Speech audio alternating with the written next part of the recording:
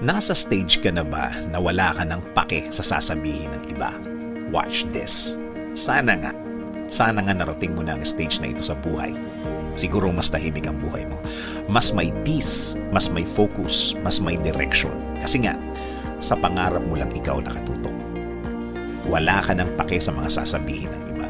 Hindi ka na naapektuhan ng mga salitang wala namang pakinabang sa mga gagawin mo. Hindi naman makakatulong in any way and in any form. Mga salitang daldal lang talaga. Samahan ang mga taong pinili kang makasama. Dahil ang mga taong ito ay willing magbigay ng oras. Oras na pinili nilang i-share sa'yo. Oras na pwede mong asahan sa mga support na kailangan mo. Support na hindi mo makahanap sa ibang tao. Sa stage ng buhay mo na yan, alam mo na ang mga taong insecure na ito ay mga taong may itinatago sa buhay nila. Akala nila kapag pinintasan nila ang ibang tao, may tatago nila ang problema nila sa buhay. Akala nila the more na may ikinakalat silang mali sa'yo, sumisikat sila at nagiging okay ang tingin ng ibang tao sa kanila. Akala nila natatakpan ang mga insecurities nila sa buhay. Sa totoo lang, masama ang tingin ng mga taong kinukwentuhan nila sa kanya.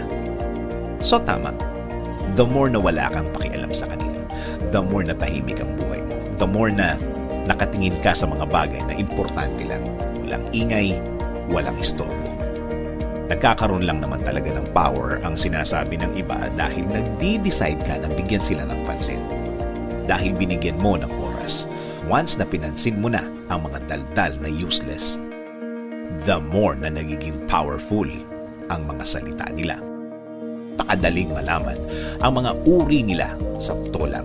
Kapag ikaw ang nakakwentuhan nila, lagi na lang silang may mga kwento ng kasiraan ng ibang tao. Lagi na lang may masamang tao sa kwento nila. Lagi na lang silang may pintas. Probably, ganyan din ang gagawin yan kapag nakatalikod ka.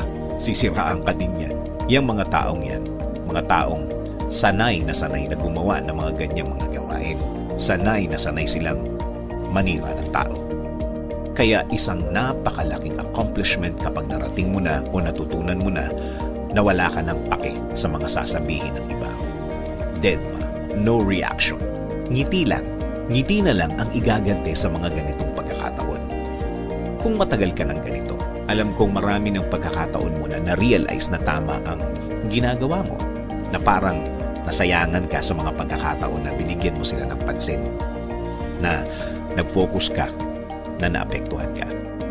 Yung pala, at the end of the day, useless, walang silbi sa mga bagay na gusto mong gawin. Na wala palang pakinabang, na stress ka pa, naging worried ka pa sa sasabihin ng iba. Mga pagkakataon na hindi ka pa pinatulong, hindi ka pinatahimik.